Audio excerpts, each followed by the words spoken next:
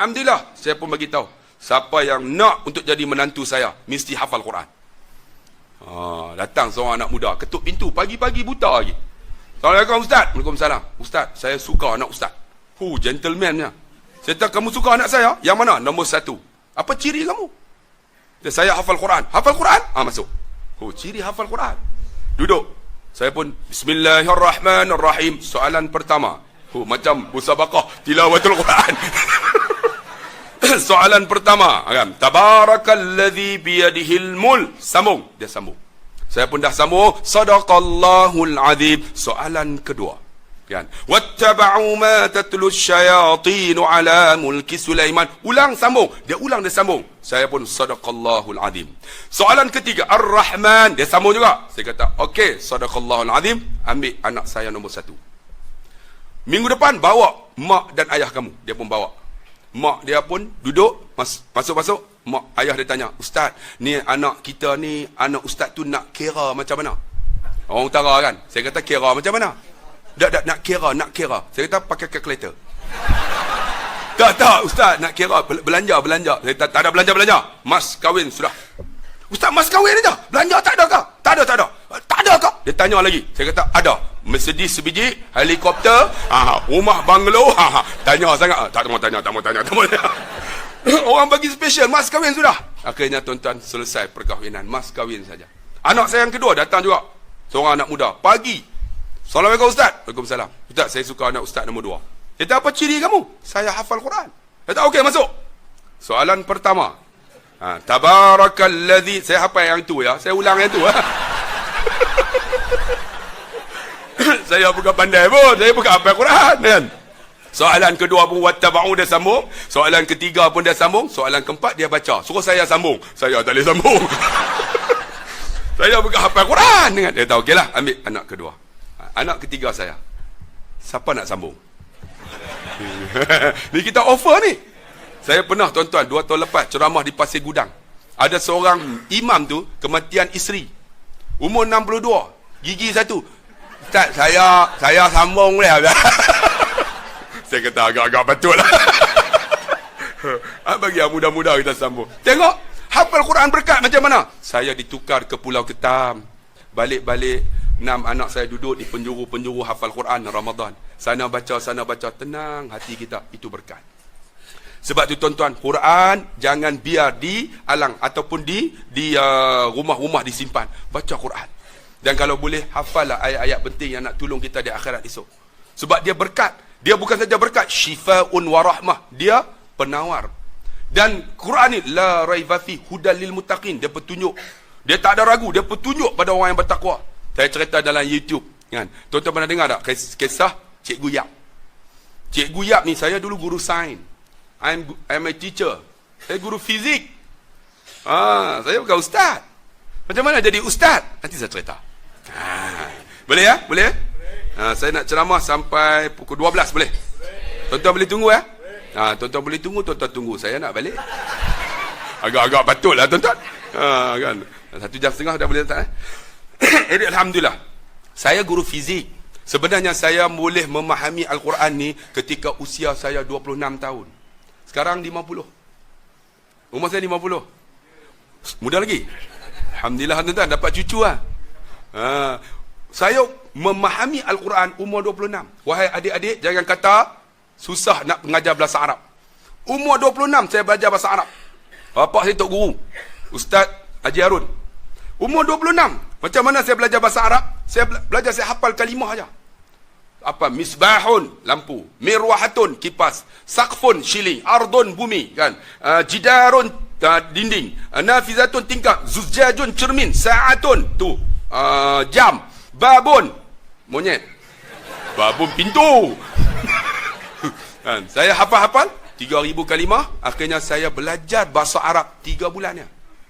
Lepas hafal 3,000 kalimah dalam masa 3 bulan, saya pun belajar khawaid bahasa Arab. Macam mana nak i'rab. Akhirnya boleh i'rab 4 bulan aja. Kemudian saya ambil 4 sanawi. Ambil 4 sanawi, ada 20 subjek, semua Arab. Alhamdulillah dapat jaid jiddan. 4 bulan mengaji bahasa Arab. Dapat jaid jiddan, saya sambung ambil diploma bahasa Arab. Ambil 4 sanawi, ambil diploma bahasa Arab. Lepas ambil diploma, ambil ijazah dalam pendidikan Islam. Jadi ada 2 ijazah, satu electrical engineering, satu pendidikan Islam. Kemudian sambung master dalam counselling, kemudian PhD psikologi. Tengok, tak ada basic agama. Basic agama SPM, pendidikan Islam aja. Senang, hafal ya, dapat A. Tapi alhamdulillah, akhirnya bila dah boleh bahasa Arab, boleh kuasai, saya minta tauliah. Akhirnya saya dapat mengajar. Malam jadi ustaz, siang guru fizik.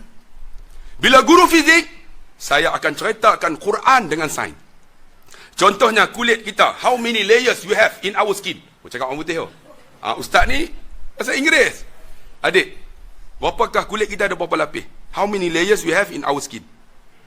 Kulit kita ada berapa lapis? Berapa? 3 betul. Alhamdulillah. Epidermis, dermis dan tisu lemak. Quran sebut fi butuni ummahatikum khalqan min ba'di khalqin fi zulumatin salas. Kami jadikan dalam perut ibu kamu kejadian demi kejadian di dalam 3 kegelapan, menunjukkan 3 lapis, kata ahli sains. Tengok Quran sebut. Tak payahlah Quran sebut fi zulumatin epidemission, dimension edipo, tak payahlah.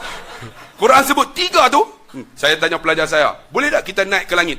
Dia orang kata tak boleh. Boleh. Quran kata, ya maksyaral jinni wal ins, in istata'tum an tanfudhu min aqtaris samawati wal ard fanfudhu la tanfudhu illa bisultan. Wahai jamaah jin manusia, tembusilah penjuru langit bumi. Kamu tak boleh tembus kecuali dengan kuasa. Kuasa tu apa? Roket.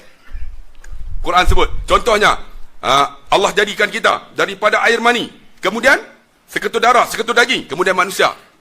Summa khalaqna an-nutfata 'alaqah, fa khalaqna al-'alaqata muzghah, fa khalaqna al-muzghata 'idhaman, fa kasawna al-'idhama lahma. Sebut. Kan? Embryo, zygote, fetus, newborn baby, semua disebut dalam Quran.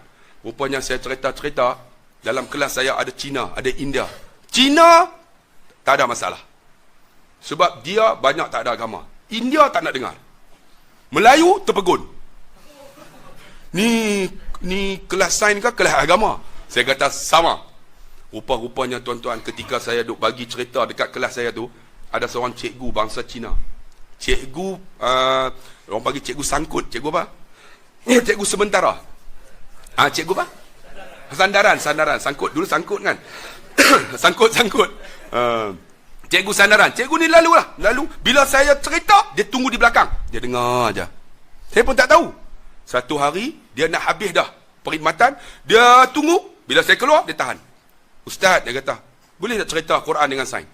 Saya pun bawa, jom. Masuk dalam bilik koperasi, saya cerita Quran dengan sains hampir 1 jam. Habis 1 jam, Ustaz, saya nak masuk Islam.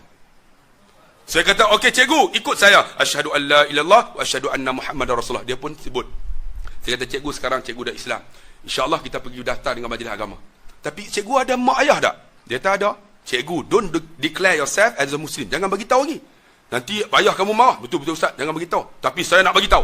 Kita jangan bagi tahu. Dia nak bagi tahu juga. Balik sampai di rumah. Ayah, mak, now I am a Muslim. Ayah diikat tangan. Kurung dalam bilik, tak bagi makan 3 hari supaya dia tinggalkan Islam. Tapi dia cikgu, dia lari ikut syiring. Dia lari jumpa saya. Ustaz, saya kena ikat Ustaz. Macam mana nak buat? Saya kata, tak apalah. Baliklah, mak ayah. Kamu beli nasi, kamu beli beras, beli dapur, masak, kamu makan sekali. Dia pun beli dapur apa semua, dia masak. Bila dia nak makan dengan mak ayah dia lari. Mak ayah dia tak nak makan dengan dia. Tahu tak berapa lama? Tak bercakap, tak makan dengan mak ayah selama 3 tahun. Tapi dia sabar. Bila dia sabar, ingat, innaka la tahdi man ahbabta walakin Allah yahdi man yasha. Kamu Muhammad tak boleh bagi hidayah pada siapa kamu suka, tapi Allah bagi hidayah. Ketika tahun keempat, ayah dia kena stroke, masuk ICU. Wire penuh. Orang Cina bila saat nak mati, dia orang tak tunggu. Dia orang kata sial. Jadi dia tunggu, dia Islam dia tunggu. Ayah dia nazak ni. Kita tahu kan nazak kan? Gar-garah. Di saat kalla. Ketahuilah. Iza balagati taraki. Ketika nyawa ni sampai halqum. Waqila man. Katakan kepada orang yang nak mati tu. Ra, siapa boleh tolong kamu? Wa dhanna annahul firaq. Siapa tak boleh tolong? Wal tafati saqa bisaq. Masa tu bertelisih. Orat kaki tangan semua ni. Masa dalam keadaan nazak tu, ayah dia buka mulut. Bila buka mulut, tiba-tiba ayah dia buka mata. Bila buka mata, dia pergi dekat telinga ayah dia buat nada sayu. Ayah, sebutlah ayah. La ilaha illallah. Tiba-tiba ayah dia pejam mata. Dia tunggu lagi. Ayah dia buka mulut, buka mata. Ayah, sebut ayah. La ilaha illallah. Ayah dia pejam lagi. Tiba-tiba ayah dia buka kali ketiga. Dia buat nada sayu. Ayah, sebutlah ayah la ilaha illallah. Tiba-tiba ayah dia pejam. Ayah dia hangguk. Hangguk kali ketiga, mati. Bila mati, dia telefon. Assalamualaikum Ustaz. Saya yakin ayah saya mati dalam Islam. Saya tak apa buktinya. Dia hangguk Ustaz. Saya kata hangguk bukan bahan bukti. Dia kena isi borang. Isi borang baru boleh. Hangguk aja, itu nak buat macam mana? Saya kata serah pada Allah lah. Itu macam mana bapak saya dikebumi macam orang Cina? Tak apa, Allah tahu. Akhirnya dikebumi macam orang Cina. Disimpan 1 minggu. Hari terakhir saya pergi ziarah. Tengok-tengok bapak dia di make up. Dimasukkan blazer. Dikepak ni. Dimasuk dalam khanda. Dimasuk, dipaku. Masa ni paku. Saya pergi tengok bapak dia. Bila tengok bapak dia, saya kata, how much you prepare to bury your father? Berapa banyak kamu prepare nak kebumi bapak kamu ni? 20,000 dah tak? Terkeluar daripada mulutnya. Orang Cina, tak lah luit, nyangan mati oh. 20,000. Orang Melayu, mati tak ada duit pun kita ke bumi lah. Tambah-tambah mati di sini. Makcik jangan susah hati. Kami dah sedia dah. Free, tuan-tuan. Ni, 20,000. Akhirnya masa nak ke bumi, dia angkat keranda tu, anak-anak kena lalu di bawah nak buang sial. Dia pakai ni, lambang tu putih hitam. Ustaz, macam mana saya kena pakai ni? Saya terpakailah, tak apa. Ni saya ni terkeluar dah akidah. Tak apa, jaga akidah kamu. Nak pakai tak ada masalah. Ni nak lalu di bawah macam mana? Kalau tak lalu, dia orang kata saya, lalu. Akhirnya dia lalu di bawah nak buang sial. Habis di ke bumi, dia balik-balik letih, tuan-tuan. Seminggu tak tidur dengan mak adik dia. Tidur tu letih. Tiba-tiba ketika tidur, mak dia yang tak cukup tidur bermimpi. Jumpa ayah dia duduk di taman yang cantik yang dia tak pernah tengok di dunia ni. Dan ayah dia sebut satu kalimah, mak dia tak faham. Mak dia jaga-jaga, mak dia panggil. What you have done to your father? Apa kamu buat ke ayah kamu? Buat apa? Aku tengok ayah kamu duduk di taman yang cantik. Sebut satu kalimah aku tak faham. Mungkin syurga, dia kata. Apa ni ayah kamu ni?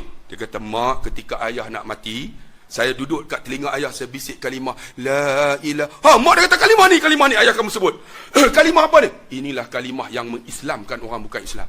Lalu dia kata, wahai anakku, kau ajarkan aku kalimah ni, aku pun nak masuk syurga macam ayah kamu. Lalu mak dia masuk Islam. Bila mak dia masuk Islam, mak dia kejut adik-adik. Akhirnya adik-adik dia semua masuk Islam. Saya jumpa dia. Yap, 4 tahun dah kamu Islam. Berapa orang lagi yang kamu tarik masuk Islam? Tak ramai Ustaz, 4 tahun saya masuk Islam. Saya telah mengislamkan 34 orang. Kita 40 tahun Islam, isteri kita dedah aurat lagi. Kita 45 tahun Islam, anak kita yang perempuan masih lagi belum tutup aurat. Kita 45 tahun Islam, sembahyang belum cukup lagi. Bukan awal waktu lagi. Sembahyang pun rakaat pertama Fatihah, aku nak baca surah pun tidak. Kita dah 60 tahun dah, rakaat pertama Fatihah, rakaat kedua Fatihah, nak baca surah pun tidak. Apa salahnya perelokkan amalan kita, bang? Dia mati, dia mengislamkan 34 orang, cikgu ni. Alhamdulillah. Kerana apa? Kerana Al-Quran. Quran yang dibaca, diajar kepada pelajar. Tuhan buka pintu dayah cikgu ni. Sebab tu, wahai abang-abang nak berkat, rumah kita dibaca Quran. Satu lagi nak berkat macam mana? Tuan-tuan yang dikasihi, bukan saja rumah nak berkat, selalulah tuan-tuan support ni tempat-tempat berkat ni. Macam mana? Ni masjid kita ni, surau kita ni ada aircon, betul tak? Tapi panas. Sebab tak cukup lagi. Kita kena support. Ya. Tempat berkat ni kapet ni nampak warna biru, tapi kurang biru. Okey dah tu. Apa katanya kita tukar buruh hijau? Kan? Bagi cantik. Nampak sempit ni malam ni. Ramai. Apa kata nak berkat tempat ni, kita pakai kutip derma bagi seorang sikit. Sikit tanda kita ingat nak mati. Banyak tanda kita ada duit. Mari sama-sama sikit tanda ingat mati. Banyak tanda berada. Kita lancarkan kutipan derma. Siapa nak kutip? Pelajar masuk. Kutip-kutip. Ada dah bekas. Bangun ni. Sementara dia orang ramai ni. Petugas bangun. Oh, tak prepare. Sekejap. Oh, semangat dengar ceramah, lupa. Okay, tuan-tuan, kita lancarkan kutipan derma. Bagilah sikit tanda ingat nak mati. Banyak tanda ada. InsyaAllah. Maaf tapi saya, tuan-tuan, alhamdulillah, orang bina, tuan-tuan, bagi duit 8 juta. Kebanyakan bukan orang Johor, orang Selangor, orang Penang, Kedekut. Orang Selangor. Siapa sini orang Selangor? Ada tak? Tak ada. Orang Johor, orang Selangor. Allah pemurahnya. Sebab tu ustaz kalau nak kutip derma, pergilah Ramadan ni di Selangor. Kena bawa. Tunjukkan bagaimana kita nak ni. Kutip. Mari. Adik mari. Pergi seorang-seorang. Siapa yang tak bagi tu tunggu. Mari sini adik. Saya pun nak bagi juga. Nak cari keberkatan juga. InsyaAllah. Kurang-kurangnya ada saham sikit lah saya kan. Di madrasah yang penuh berkat ni. Mari insyaAllah. Bubur lah. Jangan bubur RM1. RM1 tu orang tak nak dah. Tuan-tuan tak percaya pergi kat station petrol pump. Tuan-tuan kata minyak RM1 boleh buat? Tak boleh sebab petrol 1 liter RM2. RM2.36 kan. Jadi nak bubur RM1 tak boleh. Tengok. Petrol pun tak nak terima RM1. Tambah-tambahlah kita nak masuk akhirat. Bubur lah RM5. Pernah saya ceramah macam ni lah. Kan? Di satu masjid nama Padang Serai. Ada seorang anak muda macam ni. Dia bubur lah. Dia datang naik motosikal. Dia bubur RM5. Lepas bubur RM5, dia terfikir, ya Allah, aku bubur semua. Nanti minyak motor macam mana? Dia pun, pakcik, minta balik RM2.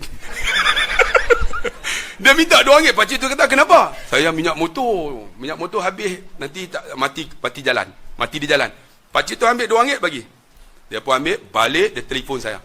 Dia pergi kat Shell tu bubur RM2. Tengah bubur tu, tengok ada satu kereta pancit. Bukan kereta, van. Buka tak pandai buka. Dia foreman. Dia kata, pakcik boleh tolong tak? Dia pun buka, ambil tayar spare, ganti. Dah siap ganti, tiba-tiba pakcik tu seluk dalam poket dia.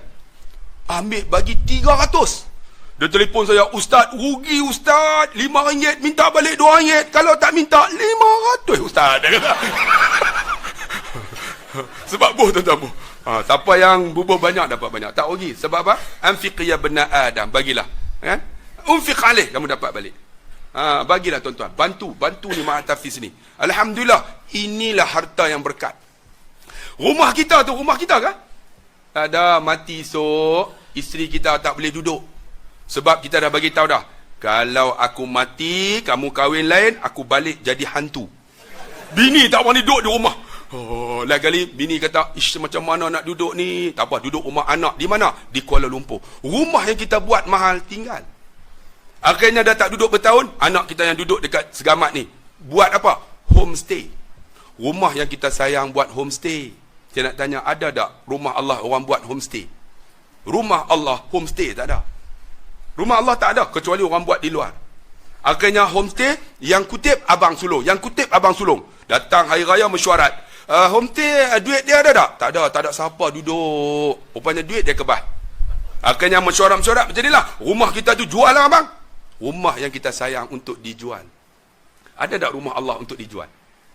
Rumah Allah untuk dijual? Tak ada. Ini rumah kita. Tuan-tuan buat bubur aircon, tuan-tuan bubur PA system, kipas. Ni, tuan-tuan bubur kapet. Ini harta kita akhirat esok, bang. Berkat, bang. Selagi mana orang semayang, kita dapat keberkatan.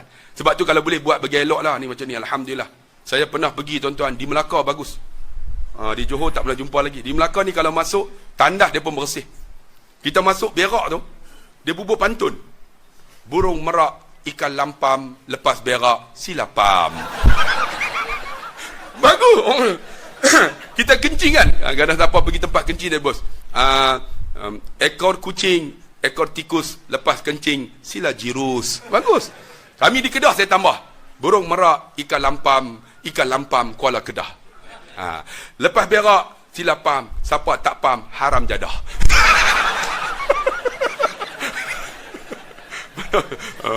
Mana yang kutip derma tadi? Wah, balik rumah apa? Jadi kita buat tempat elok. Ni bukan saja tempat semayang, tempat tandas pun elok juga. Kena bagi elok. Kalaulah kita mampu ada duit-duit yang tak boleh nak digunakan. Contohnya duit apa? Duit riba kan? Duit interest kan? Bagi kat ustaz. Ustaz ni duit ni tak tahu nak buat apa lah. Kita buat jalan. Atau mu buat tandas. Buat bagi elok. Sebab digunakan amah umum. Buat tandas. Bagi elok tandas tu. Saya pernah pergi satu masjid di Gerik. Tandas elok. Elok macam mana? Saya akan balik daripada Kelantan. Cerita dalam YouTube. Kita nak terberak. Kalau berak kita pergi mana? Kita akan pergi RNR ataupun masjid, betul tak? Selalu ya, RNR tak ada dekat Jeli tu. Masa tu duduk tahan lagi. Isteri kata, bang, sabar bang. Memang sabar. Sebab tak jumpa lagi tandas. Jadi kita pun kemut. Cerita. Sebab nampak nak lena mampu kan. Tak gambar lena. Jadi bawa kereta ni. Tahan. Elok sampai masjid, tak tahan lah. Buka pintu lari lah. Lari. Tengok tandas tu 10 tandas tutup semua. Dia orang bubuh kayu macam ni. Palang ni. Macam calon pihak raya. Saya, Allah, kita ni duk depan tu tak tahan dah. Tak boleh kemut abang. Breakdance. Tengah duk breakdance tu, datang jawatan kuasa masjid. Ustaz, kenapa duk breakdance? Tak tahan dah nak terberak. Tak terberak ke Ustaz? Minta maaf, tandas tak ada. Masjid punya cantik, tandas kenapa tutup? Ni penagih dadah datang isap rokok, cucuh pintu. Berlubang, boleh Ustaz masuk. Tapi kami nampak Ustaz. Tu macam mana? Ada satu tandas elok. Ustaz nak tak? Nak lah bro, tak tahan dah ni. Tanya pula. Pergi ambil kunci. Dia ambil kunci, bawa buka-buka. Tandas tu paling elok. Tengok tu tandas tu kuning semua. Kita nak berak, taik duk timbul. Nak berak tak jadi, taik naik balik tuan. Sebab tu kita ni kan bagi duit yang mana hak yang tak boleh pakai tu buat tandas. Buat bagi elok. Macam tandas Masjid As-Salam. Nombor 1 masjid di Malaysia. Tuan-tuan masuk. Duduk tu, bau wangi. Tandas tu wangi. Sambil berak tu. Ui, wangi lah tandas ni. Tandas kita wangi tak? Bau tai. Tambah-tambah pelajar tu. Saya cukup geram pelajar-pelajar Mak Tafiz ni. Kadang-kadang berak flash pun tidak. Saya pertama kali kan buka Mak Tafiz, pagi-pagi saya datang sebelum subuh. Tengok tai penuh. Pelajar! Turun! Suara saya kuat, semua pakat turun. Saya nak tanya ni, siapa yang berak tak flash? Semua tak mengaku. Dia tak mengaku tak apa. Air tak ada, pergi hembus sampai tenggelam. Tak larat hembus Ustaz. Kalau tak larat siapa? Ada seorang tu, saya Ustaz. Kamu nak suruh saya flash kah? Ustaz, saya berak di rumah tak pernah flash. Mak saya flash. Saya kata kepala otak hang. Nak suruh aku flash. Rupanya mak dia duk flash. Akhirnya alhamdulillah sekarang ni Mak Tafiz jadi manusia. Yang masuk tak ada tuan-tuan. 5 EA. Tapi sekarang alhamdulillah jadi manusia. Sebab tu kita tandas mau bagi elok. Mana duit yang tuan-tuan tak nak simpan, duit tu tak bagus unsurnya, bagi kat Ustaz. Kita buat jalan. Tengok becak kan. Apa salahnya tuan-tuan bubuklah duit-duit tu. Ni buat tandas bagi elok.